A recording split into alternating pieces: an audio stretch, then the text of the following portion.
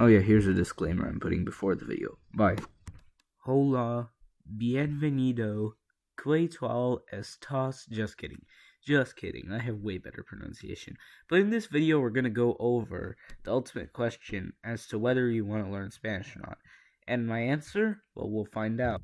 Okay, so there are a lot of things to be... Psych! Yeah, of course you're going to learn Spanish. Why else did you click on this video? What do you think I was going to say? What do you think I was going to explain? Well, yeah, I'm going to do that. Okay, so there are a lot of things to be considering when you're learning Spanish. For example, a lot of sounds that they have in Spanish may not be seen in English, so you'll have to keep that in mind for a thing. So, Spanish has a 5-vowel system. You may have heard this term from other linguists, such as Misali. Go check him out, he's actually a really good YouTuber.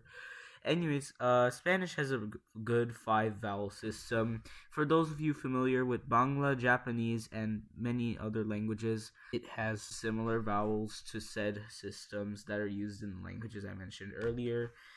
By the way, if it wasn't painfully obvious from that IPA chart I have, the vowels are a, e, o, u in that order. I don't know which order I'm talking about, but you get my point. Now, I know you've heard hola as like the first word in the actual video, other than the disclaimer. But did you know that the Spanish also say stuff like a for hey? And I've also heard the word oye in place of hey. It literally translates to hear as in hear me. But yeah, anyways. ¿Cómo estás? It means how are you? I have no further words on the subject.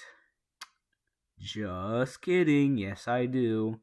Oh, Dad? Yeah. Are there any more ways? Actually, yeah, there are. There's como está usted, but you use that for someone like your teacher. And there's also ¿qué tal estás, which you'd probably use if you're like really close with the guy you're talking to.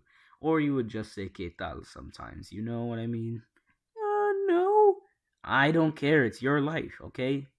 Oh yeah, and did you know, wow, there's 2 different ways to say to be in Spanish, and one of them is completely inconsistent because Latin is also inconsistent, and a lot of other languages I know do it inconsistently, including English, German, all that. But anyways, get ready to learn a whole new conjugation set. Don't mind Sid, that's completely regular. It's not, it just works like any other. Okay, this will take 5 seconds. Ready? Go. Yo soy, tú eres, usted es, él es, ella es, ellas son, nosotros somos, nosotras somos. Yeah, there's also vosotros and vosotras sois, but that's a whole other story. Estar conjugates like any other verb you'll find, except instead of saying just estás on its own, you have to add a little accent mark that doesn't get pronounced. And about like all the other conjugations, find my video on conjugation. It's the last video I uploaded so far. Anyways, here's how to tell the difference. The simplest way I can explain it is that ser is typically used for personal values. Like, for example, mi nombre es. Yo soy. What can I say here? Yo soy un chico. It's typically things that mainly won't change in a long time.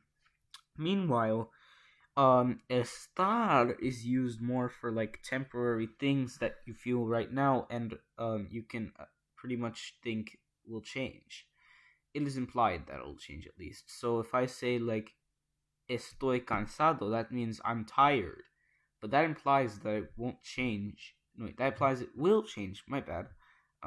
Anyways, yeah. And finally, to express your opinion on something, like say I like this, you can just use the verb gustar, but it conjugates differently. Usually you would either say me gusta or me gustan for I like. And it's not a reflexive verb, so that makes it even worse to learn. But once you get through it, it'll be easy. You say something like me gusta, te gusta, le gusta, les gusta, os gusta, and nos gusta. If the thing you're liking is plural, though, you'll have to say me gustan and all that. So, anyways,